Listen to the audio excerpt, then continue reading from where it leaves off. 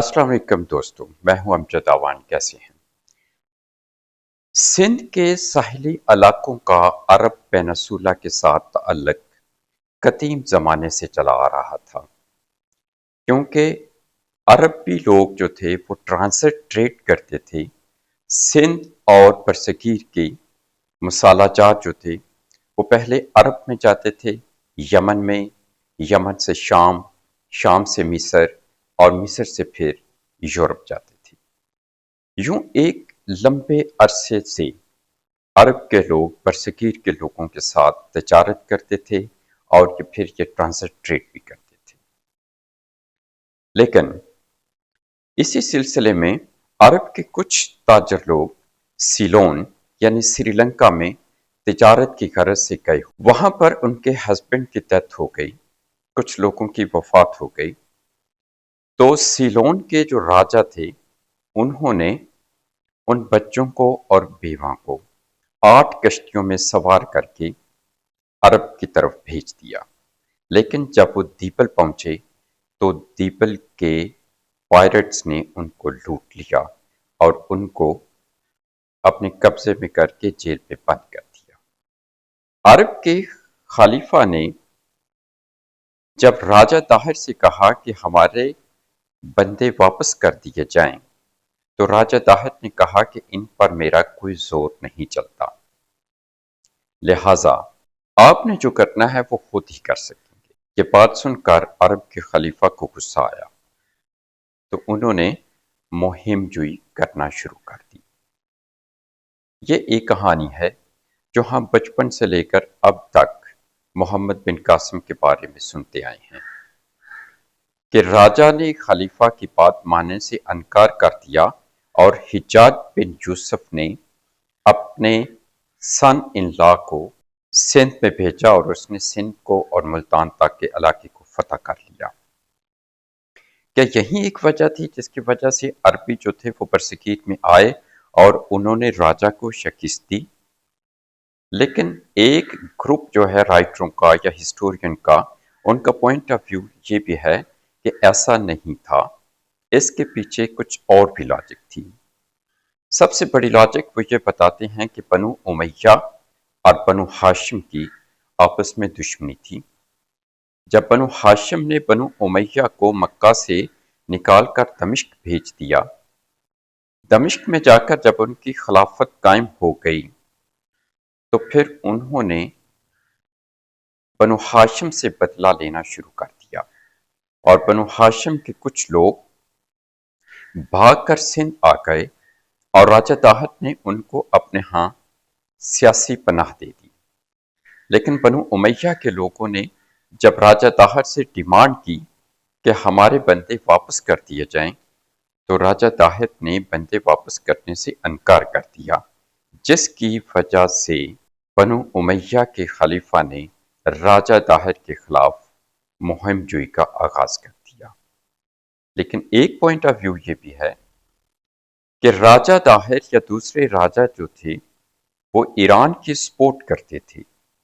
जब अरबियों और ईरानियों की जंग होती थी तो राजा ईरान की सपोर्ट करते थे।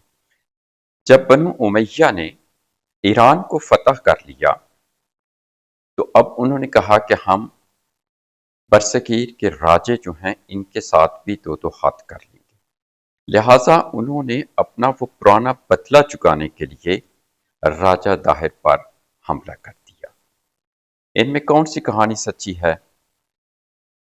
ये तो हिस्ट्री में मुख्तलिफ पॉइंट ऑफ व्यू हैं, कोई किसी को सच्चा कहता है, कोई किसी को सच्चा कहता है। लेकिन क्या ये पहली मुहिम थी जो मोहम्मद बिन कासिम ने की? नहीं। हजरत उमर फारूक रज़ी अल्लाह ताला अन्हो के ज़माने में पहली मुहिम जो की गई जो कि कामयाब ना हो सकी। इस्लाम के तीसरे खलीफा हजरत उस्मान गनी के ज़माने में भी एक मुहिम जो की गई, जिसकी वजह से सिस्तान पर मुसलमानों ने कब्जा कर लिया और मकरान तक पहुंच गए। लेकिन उन्होंने ये इलाका अपने साथ इनेक्स ना किया और वापस चले। हजरत अली रज़ी अल्लाह ताला अन्हो और अमीर माविया के ज़माने में भी कुछ मुहिम जो की गई, लेकिन वो भी कोई ख़ास कामयाब ना हुई।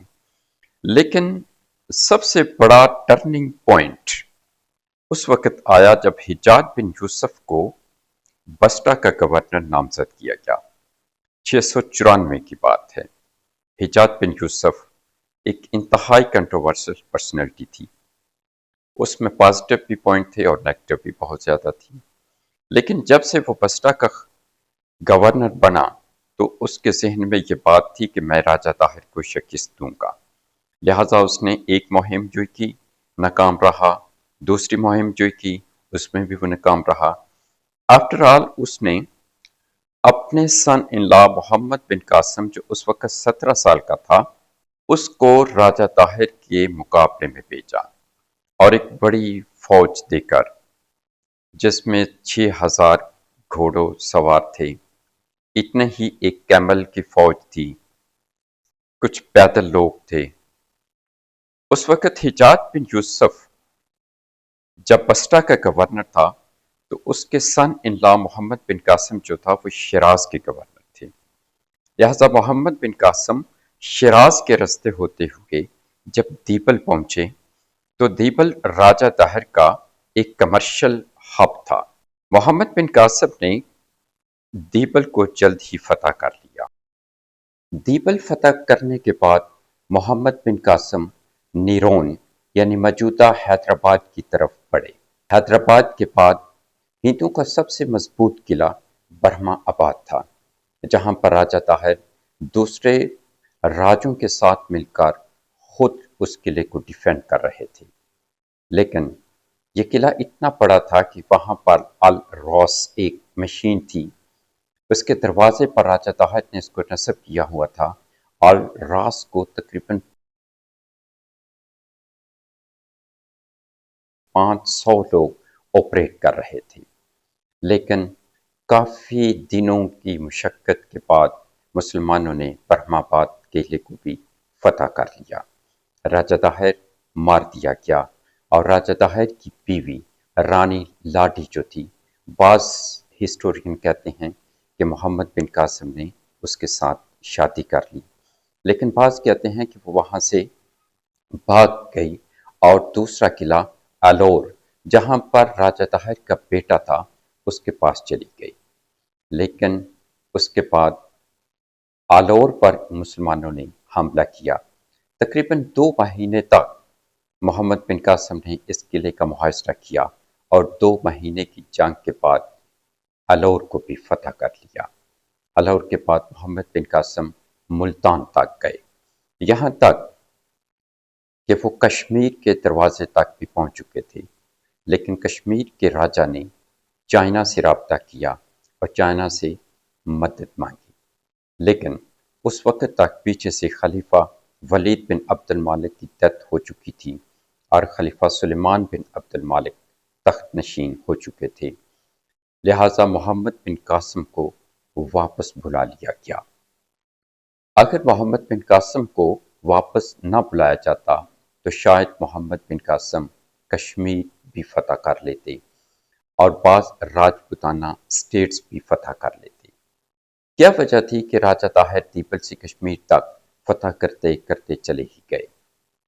سب سے بڑی وجہ یہ تھی کہ سندھ میں مذہبی طور پر زیادہ لوگ بودھزم اور جینزم کے حامی تھے، اور بودھزم اور جینزم دونوں ہی ہندوازم کے مخالف تھے، لہٰذا ان دونوں مذہب کے لوگوں نے مسلمانوں کو سپورٹ کی۔ اس کے علاوہ جاٹ اور میٹس 2 قومیں تھیں، وہ بھی ہندوؤں کے برہمن اور کچتریوں سے تنگ آ چکے تھے۔ راجپوت اور برہمن یہ ہندوؤں کے ساتھ تھے، جٹ اور میٹ محمد بن قاسم کا ساتھ دیا، جس کی وجہ سے محمد بن قاسم نے دیبل سے ملتان تک کا علاقہ بڑے آسانی سے فتح کر لیا۔ اس تمام علاقے کو فتح کرنے کے بعد محمد بن قاسم نے یہاں اپنے طریقے سے ایڈمنسٹریشن کی۔ اوور سینٹرلائزیشن کو محمد بن قاسم نے پسند نہ کیا اور نہ ہی کمپلیکیٹڈ ڈپارٹمنٹلزم کو یہاں پر نافذ کیا، بلکہ زیادہ تر اختیارات محمد بن قاسم نے یہاں کے جو لوکل چھوٹے راجہ تھے ان کے ہینڈ اوور کر دیا، کیونکہ ایڈمنسٹریشن چلانا ان کا پرانا وتیرہ تھا۔ برہما آباد میں کچھ ٹیمپل مسلمانوں نے گرا دیے تھے، لیکن جب محمد بن قاسم نے خط لکھا حجاج بن یوسف کو، حجاج بن یوسف نے دمشق میں علماء سے مشورہ کیا، اور علماء نے پھر خط لکھ کر محمد بن قاسم کو کہا کہ اگر یہ لوگ آپ کو جزیہ دے رہے ہیں تو ان کو حق حاصل ہے کہ یہ اپنی عبادت گاہیں تعمیر کریں اور اپنی مرضی سے اپنی عبادت گاہوں میں جائیں۔ لہٰذا برہما آباد میں، جس کو برہما آباد سیٹلمنٹ بھی کہا جاتا ہے، یہاں کے لوگوں کو محمد بن قاسم نے پیپل آف دا بک بھی کہا، ان کو اجازت دی کہ وہ اپنے مذہب کے مطابق اپنی عبادات کریں، اپنے چرچ یا ٹیمپل جو مسلمانوں نے بعض دفعہ گرا دیے تھے ان کو دوبارہ ری بلڈ کریں۔ مسلمانوں نے لوکل لوگوں کو ہر قسم کی آزادی تھی، صرف ان سے جزیہ لیتے تھے۔ اگر ان سے جزیہ لیتے تھے تو مسلمان بھی سیم ٹائم جو ہے وہ زکوٰۃ اور صدقات دیتے تھے۔ جزیہ جو ہے وہ 3 قسم کا تھا۔ جو کافی امیر ترین لوگ تھے ان سے 60 درہم، جو درمیانے تھے ان سے 24 درہم، اور جو لوئر طبقے تھے ان سے تقریباً 12 درہم لیا جاتا تھا۔ اور یہ سارے کے سارا پیسہ جو تھا وہ لوکل ایڈمنسٹریشن چلانے کے لیے، اور وہ لوگ جو فوج میں بھرتی ہوتے تھے، پہلے مسلمانوں نے پابندی لگائی تھی کہ صرف اور صرف فوج میں مسلمان ہی بھرتی ہو سکیں گے، لیکن بعد میں جب دمشق سے فتویٰ آیا کہ جو لوگ جزیہ نہیں دیتے اگر وہ فوج میں بھرتی ہونا چاہتے ہیں تو ان کو فوج میں بھرتی کر لیا جائے۔ اگر دیکھا جائے تو مسلمانوں نے کافی لبرل پالیسی یہاں پر اڈاپٹ کی۔ حجاج بن یوسف نے محمد بن قاسم کو خط لکھا اور کہا کہ حکومت کرنے کے 4 اصول ہیں، یعنی ریاست کو قائم کرنے کے 4 طریقے بہترین ہوتے ہیں۔ پہلا طریقہ ہے کہ لوگوں کے ساتھ کنسیلیشن، مصالحت کی جائے، الائنمنٹ کی جائے، معاہدے کیے جائیں۔ دوسرا طریقہ کہ آپ لوگوں پر خرچ کریں، لوگوں پر پیسہ خرچ کریں، اور تیسرا انہوں نے بتایا کہ جسٹس کریں، اور چوتھا طریقہ کہ اگر ان 3 طریقوں سے بھی لوگ قابو پہ نہ آئیں تو پھر ایکسیسو پاور یوز کریں۔ لیکن محمد بن قاسم نے زیادہ تر پہلے 3 طریقے ہی استعمال کیے، جس سے متاثر ہو کر لوکل لوگ کافی مسلمان ہو گئے۔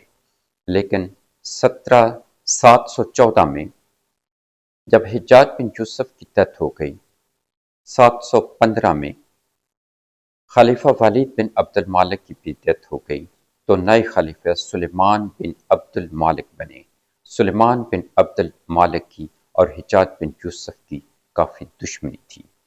جب وہ خلیفہ بن گئے تو انہوں نے محمد بن قاسم کو واپس دمشق بلا لیا۔ ان کے جنرل موسیٰ بن نصیر نے افریقہ کو فتح کیا، اور ان کے ایک جنرل طارق بن زیاد نے اندلس کالا کا فتح کیا، تو دوسری سائڈ پر محمد بن قاسم ملتان تک کا علاقہ فتح کر لیا۔ لیکن جو ہی خلیفہ ولید بن عبد المالک کی ڈیتھ ہو گئی تو سلیمان بن عبد المالک خلیفہ بنے، تو انہوں نے موسیٰ بن نصیر کو بھی سیک کر دیا، طارق بن زیاد کو بھی سیک کیا، اور محمد بن قاسم کو بھی واپس بلا لیا۔ کہا جاتا ہے کہ محمد بن قاسم جب خلیفہ کے دربار پہ پہنچے تو ان کے پاس راجہ طاہر کی 2 بیٹیاں تھیں، سوریہ دیوی اور پرمل دیوی۔ یہ دونوں لڑکیاں جب خلیفہ کو پیش کی گئیں تو ان لڑکیوں نے خلیفہ سے شکایت کی کہ ہم آپ کی امانت تھیں، لیکن محمد بن قاسم نے آپ کی امانت میں رستے میں خیانت کی ہے۔ یہ بات سن کر خلیفہ غصے میں آ گئے اور محمد بن قاسم کو قتل کروا دیا۔ جب محمد بن قاسم قتل ہو گئے تو بعد میں دونوں شہزادیوں نے کہا خلیفے سے کہ ہم نے تو یہ ایک سٹوری گھڑی تھی کہ جس طرح محمد بن قاسم نے ہمارے آباء و اجداد کو قتل کیا، ہم نے ان سے بدلہ لیا ہے۔ جب خلیفہ نے یہ بات سنی تو خلیفہ نے دونوں شہزادیوں کو گھوڑے کے ٹیل کے ساتھ باندھ دیا اور کہا کہ اس وقت تک ان کو گھسیٹو جب تک ان کی موت نہیں ہو جاتی۔ اس طرح دونوں شہزادیوں کو مار دیا۔ لیکن یہ بھی ایک کہانی ہی ہے۔ اصل کہانی کیا تھی کہ محمد بن قاسم کو خلیفہ نے قتل کیوں کیا؟